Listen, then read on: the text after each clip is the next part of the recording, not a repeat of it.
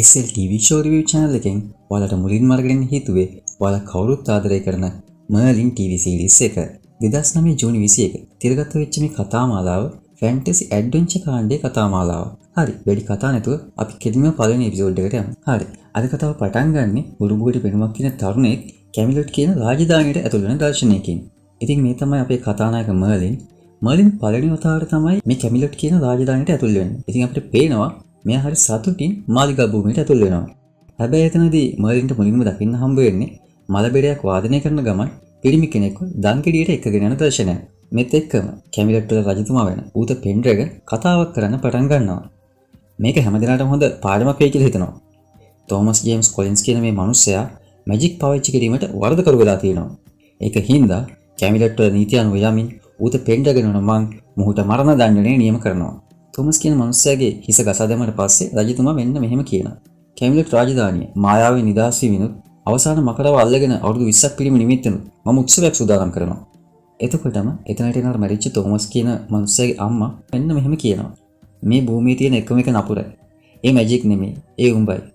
උඹේ වෛරයයි නුගත්කමයි හින්දා උඹ මගේ දරුවව උදුරගත්තා. ඉතින් මම උඹට පොරොන්දු වෙනවා. මේ උත්සවය ඉවර වෙන කලින් උඹට මගේ දුකම දැනෙවි. ඇසට ඇසක්, දතට දතක්, පුතෙක්ට පුතෙක්. මෙහෙම කියලා මේ ගෑනු කෙනා රජතුමාට තර්ජනය කරනවා. ඒත් එක්කම රජතුමා මේ ගෑනු කෙනාව අල්ලගන්න කියනවා. ඒත් ඊට කලින් මැජික් පාවිච්චි කරන මේ ගෑනු කෙනා එතනින් අතුරුදහන් වෙනවා. ඊට පස්සේ ඉතින් මර්ලින් යනවා ගයස් කියන රාජකීය වෛද්‍යවරයා හොයාගෙන. එතනට යනකොට ගයස් ඉන්නේ උඩ තට්ටුවකට වෙලා පොතක් හොයන ගමන්. මර්ලින් එතනට ගිහින් ගයස් කියනකොටම මේ වයසක මිනිස්සයා එතන තිබුණ ලී අත්තටත් කඩාගෙන වැටෙනවා. ඔන්න එතකොටම හරි අපූර්ව දෙයක් වෙනවා. මර්ලින් ගෑස් දිලිසෙනවත් එක්කම ගයස් වැටෙන එක නවතිනවා. ඊට පස්සේ ඉබේම ඇඳක් බිම දිගේ ඇදිලා ඇවිත් ගයස් වැටෙන තැනට ඇවිත් නතර වෙනවා. ගයස් ඇඳ උඩට වැටෙනවා. ඔව්, ඒ කියන්නේ මර්ලින් කියන්නේ මැජික් කාර්යය. ඉතින් ගයස් ඇඳට වැටුණ ගමන් අහන්නේ කොහොමද ඔය කරේ? මන්ත්‍රයක් මතරනවත් මට අහන්නේ නැහැ. කවුරුද ඒක දැක්කද නේම? මර්ලින්ට කට උත්තර නැහැ. මොකක් වුණාද කියලා මම දන්නේ නැහැ කියලා මර්ලින් කියනවා. ඊට පස්සේ ගයස් කියනවා මම දන්නවා මේ මොකද්ද කියලා. මට දැනගන්න ඕනේ ඔයා කොහෙන්ද ඒව ඉගෙන ගත්තේ කියලා. මර්ලින් කියනවා කොහෙදවත් නැහැ කියලා. ගයස්ට මේක විශ්වාස කරන්න බෑ. ගයස් අහනවා ඔයා මොනවද දන්නේ මැජික් ගැන? මර්ලින් කියනවා මම දන්නේ නැහැ. මම කවදාවත් මැජික් ඉගෙනගෙන නැහැ. ඔයාලට මගෙන් මොකක්ද දැනගන්න ඕනේ? ඉතින් ගයස් කියනවා මට දැනගන්න ඕනේ ඇත්ත කියලා. මං ඉපදිනකොටත් මෙහෙම තමයි කියලා මර්ලින් කිව්වම ඒක කොහොමදත් වෙන්න බෑ කියලා ගයස් කියනවා. ඊට පස්සේ තමයි ඉතින් ගයස්ට මෙයාගේ නම අහන්න මතක් වෙන්නේ. ඉතින් මර්ලින් යාගේ නම කිව්ව ගමන් මේ හුඩෙක්ස්ගේ පුතානේ කියලා ගයස් කියනවා. පේන හැටියට මර්ලින්ගේ අම්මයි තාත්තයි ගයස්යි හොඳ යාළුවෝ වගේ. ඊට පස්සේ ඉතින් යාව බේරගත්ත එකට තෑන්ක්ස් කරලා මර්ලින්ට නවතින කාමරයකුත් දෙනවා. ඉතින් මර්ලින්ත් අහනවා එයා මැජික් පාවිච්චි කරපු එක ගැන එයා කාටවත් කියන්නේ නැහැ නේද කියලා. ගයස් කියනවා නැහැ කියලා. ඊට පස්සේ සීන් එකේදී අපිට පේන්නේ මර්ලින්ගේ අම්මා ගයස්ට ඒක ලියුම කියවන එක.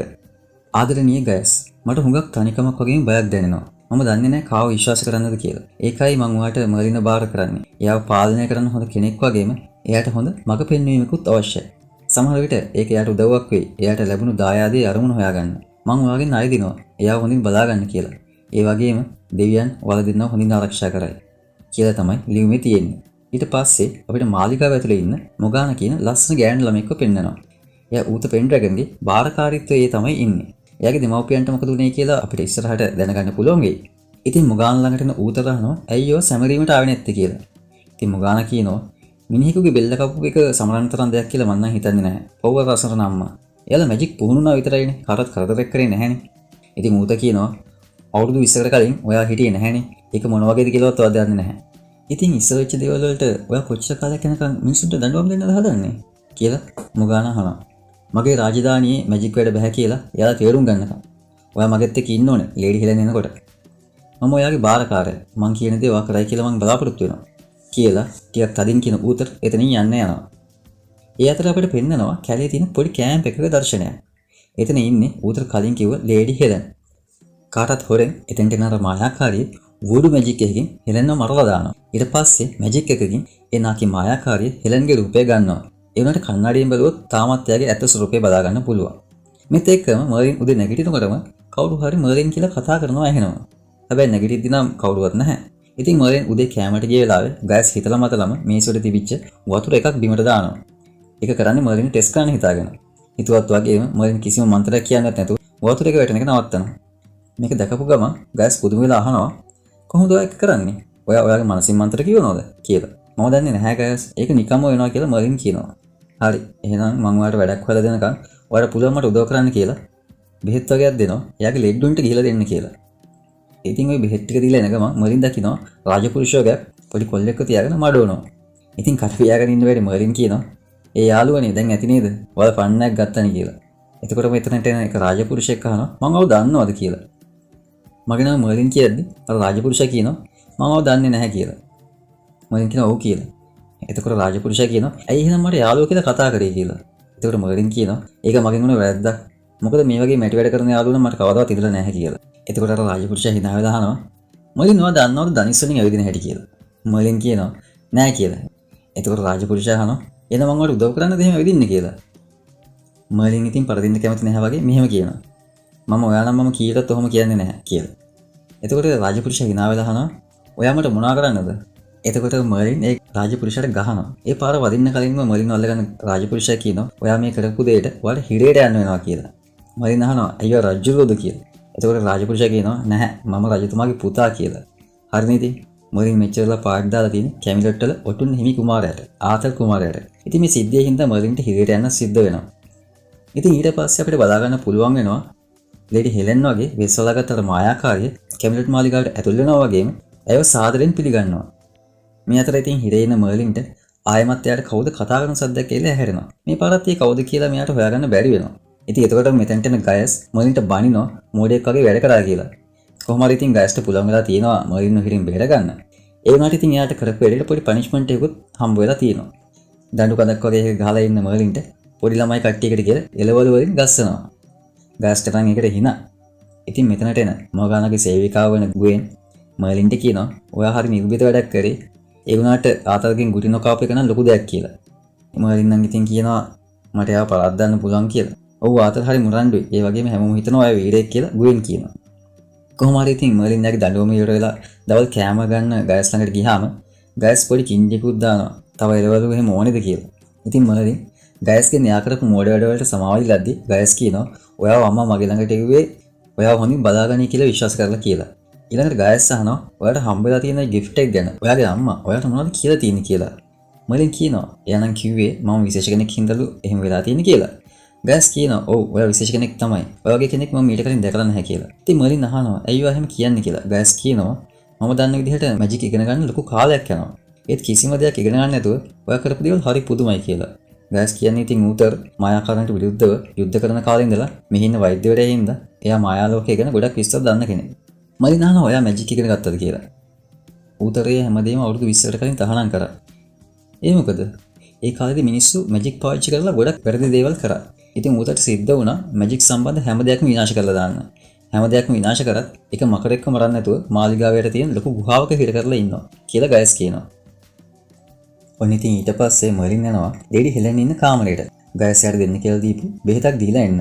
ඒ වෙලාවේ කාමරේ කවුරුත් හිටියේ නෑ වගේම කාමරේ තියෙන හැම කණ්ණාඩියක්ම රෙදි වලින් වහලා තියෙන්නේ. එතකොට මර්ලින් දකිනවා මේසෙ උඩ තියෙන ඇත්තම ලේඩි හෙලන්ව මරන්න පාවිච්චි කරා වගේ පිදුරු බෝනිකෙකුයි ලොකු පොතකුයි.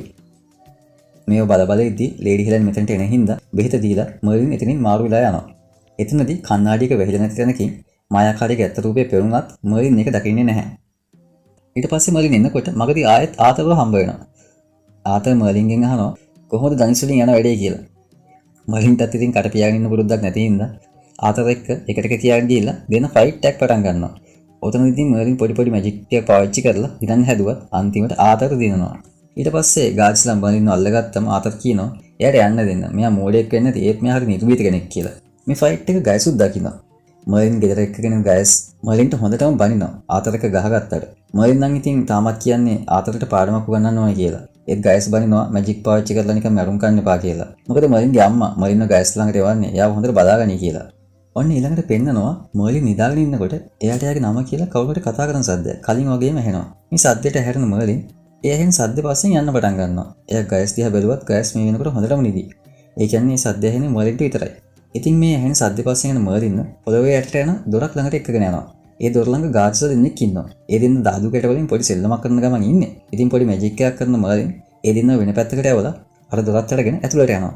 ඒ පාර දිගේ දිගටම යන මර්ලින් නතර වෙන්නේ මාලිකාව යට තියෙන විශාල ගුහාවකින්. එතනට ගිය ගමන් කවුරු හරි hina වෙන සද්දකුත් ඇහෙනවා. ඉතින් මර්ලින් අහනවා ඔයා කොහෙද ඉන්නේ කියලා. ඔන්න එතකොටම ලොකු මකරෙක් පියාඹලාවි මර්ලින් ඉස්සරහා තියෙන ගලක වහනවා. ඔව් මේක තමයි අර ගයස් කලින් කියපු මකරා ඉන්න ගුහාව.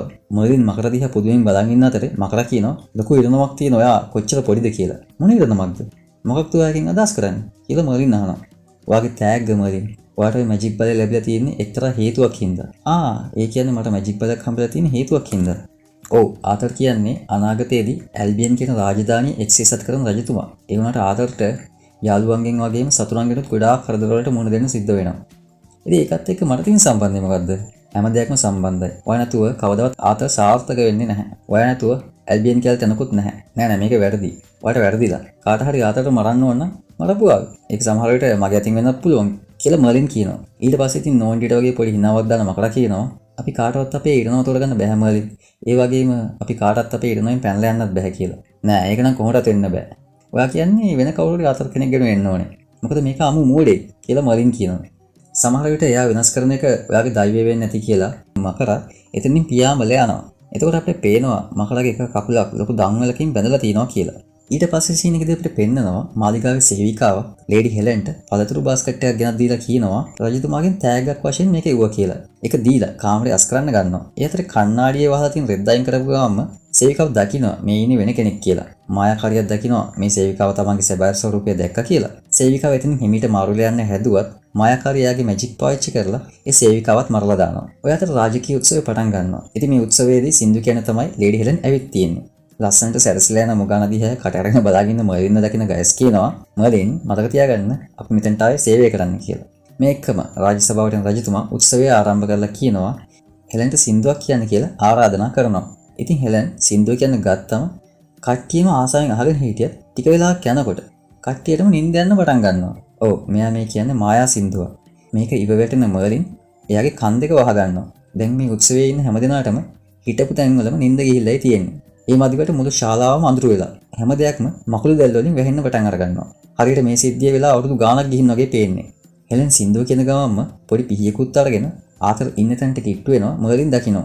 ඉතින් මේ මායාකාරිය පිහිය ආතරගේ දිහා විසි කරන්න හදනකොටම වහලේ ඉඳලා තිබුණ ලොකු යකඩ ඉටිපන්දම් රඳවන මායාකාරියගේ ඇඟට වටන්න මර්ලින්ට පුළුවන් වෙනවා. මායාකාරියගේ සින්දුව නැවතුන හින්දා නින්දගේ කට්ටියටම සිහිය එන්න පටන් ගන්න අතරේ ආතර් හිට ගන්නවත් එක්කම බිම වැටලා හිටිය මායාකාරිය අර පිහියෙන් ආතරට දමලා ගහනවා. ඉතින් මේක දැක්න මර්ලින් ආතරව තල්ලු කරලා දානවා. මේත් එක්කම මායාකාරිය මැරෙනවා. ඉතින් මර්ලින් ළඟට එන රජතුමා කියනවා ඔයා මගේ පුතාගේ ජීවිතේ බේරගත්තා. මේ ණය ගෙවන්න ඕනේ. ඔයාට තෑග්ගක් දෙන්න ඕනේ කියලා. මේ වෙලාවේදී මර්ලින් නම් ඉතින් කියන්නේ මුකුත් ඕනේ නෑ රජතුමානි කියලා. නෑ ඔයාට විශේෂ තෑග්ගක් දෙන්න ඕනේ. ඔයාට රාජමාලිගාවේ විශේෂ තනතුරක් දෙනවා. ඔයා තමයි අද ඉඳන් ආතරගේ සේවකයා කියලා කියනවා. මේක කිව්වට පස්සේ වටේ ඉන්න කට්ටිය අප්පුඩි ගහලා එයාලගේ සතුට පෙන්නුවත් ආතරුයි මර්ලිනුයි නම් මේ වැඩේට වැඩි කැමැත්තක් නැහැ වගේ තමයි හැසිරෙන්නේ. මොකද ඉතින් දෙන්නට දෙන්න ටිකක් ඔරොප්පුවෙන් ඉන්නේ. ඊට පස්සේ අපිට පෙන්වන්නේ මර්ලිනුයි ගයසුයි එයාලා ගෙදර කතා කරන දර්ශනය. ගයස් කියනවා දැන් ඔයා වීරයෙක් නේද? මම දැනගත්තා ආපු පළවෙනි දවසේම. මොකද ඔයා මාවත් බේරගත්තානේ කියලා කිව්වා. මර්ලින් කියනවා ඒත් මේ මැජික් වල ඉන්නේ කියලා. ඌ ඒක ඇත්ත. පේන හැටියට අන්තිමට අපි මැජික් වලින් ප්‍රයෝජනයක් ගන්න හැටි හොයාගත්තා එහෙනම්. ඒ කොහොමද?